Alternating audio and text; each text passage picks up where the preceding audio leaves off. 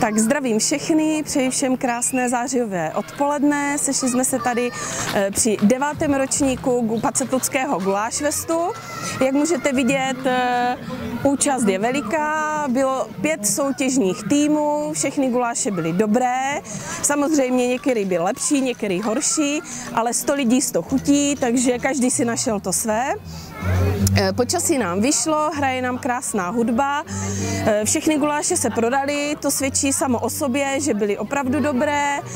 Už jsme vyhlásili i diváckou cenu, všichni byli spokojení a budeme se těšit na další 10. ročník příští rok.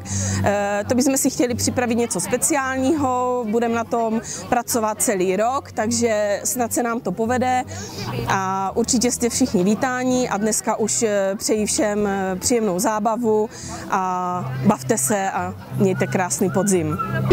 Já tu na světě celkem zakopínej život má a tady padá do tíně babují.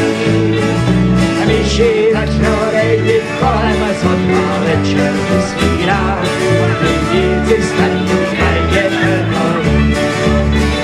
A dvě mají panny z kůže, okna nejsou zasmělý, kolem kojoti se blíže hladoví a rovni dránice mě nejechtí rozřeše kutění, raví dívci staní najděte nový.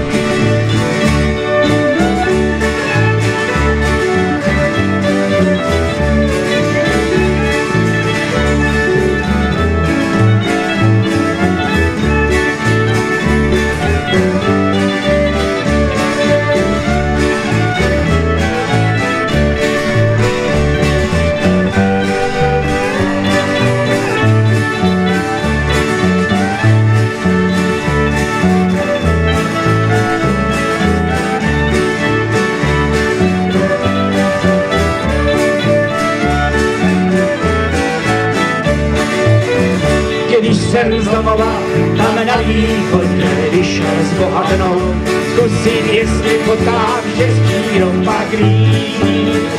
Rompak napadlo mě tenkrát, že jsme potká perťakou, na mým dílci staní karněrnou. Kde se mají manti z kůže, okna nejsou zasmělí, kolem kolety se blíže hladoví. Rovni dlánice mě vyjetí, přeše trpělí, na mým dílci staní karněrnou.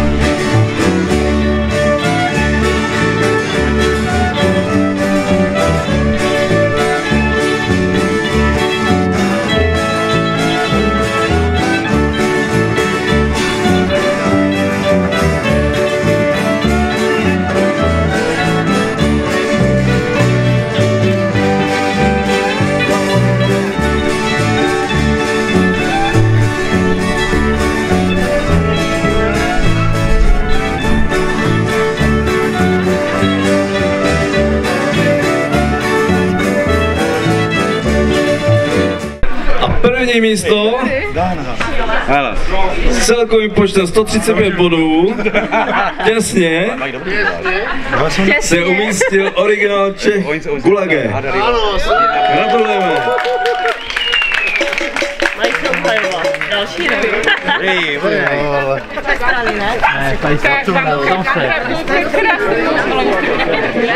Takže dalšímu prvnímu místu teda. To je nádhera. Tak to se. Děkuji moc. Obhájený zabývali se. Všem týmům moc krát děkujeme za účast a gratulujeme.